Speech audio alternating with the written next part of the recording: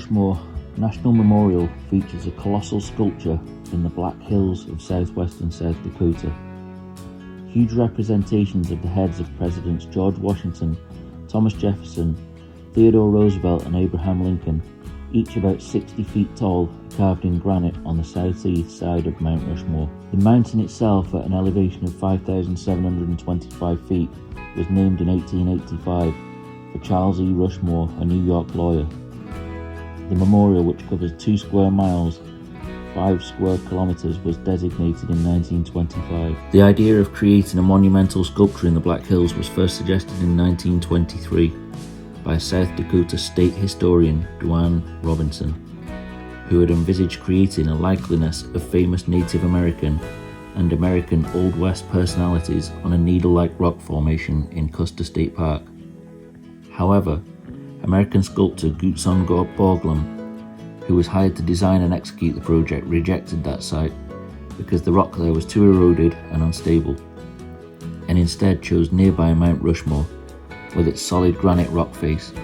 Borglum also proposed that the 4 heads in the sculpture would symbolize the first 150 years of the United States of America.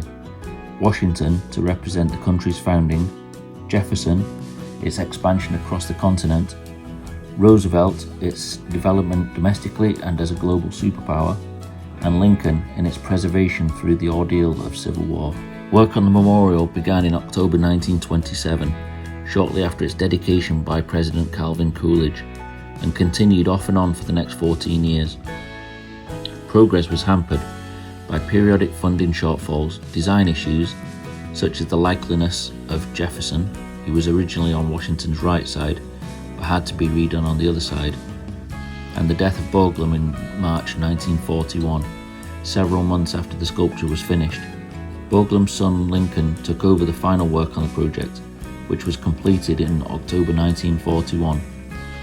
In all, the work consisted of 6.5 years of actual carving by hundreds of workers who used dynamite, jackhammers, chisels and drills to shape away the massive stone sculpture assemblage. Borglum's technique involved blasting away much of the rock with explosives, drilling a large number of closely spaced holes, and then chipping the remaining rock away until the surface was smooth.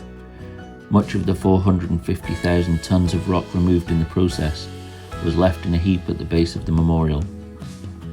The federal government paid nearly £1 million in costs, with much of the remainder coming from private donations.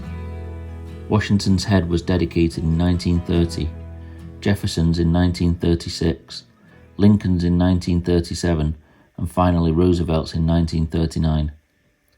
Originally, the memorial was supposed to be head to waist, but due to the huge time and financial constraints, only the head to neck profiles were completed when the work was considered finished in 1941.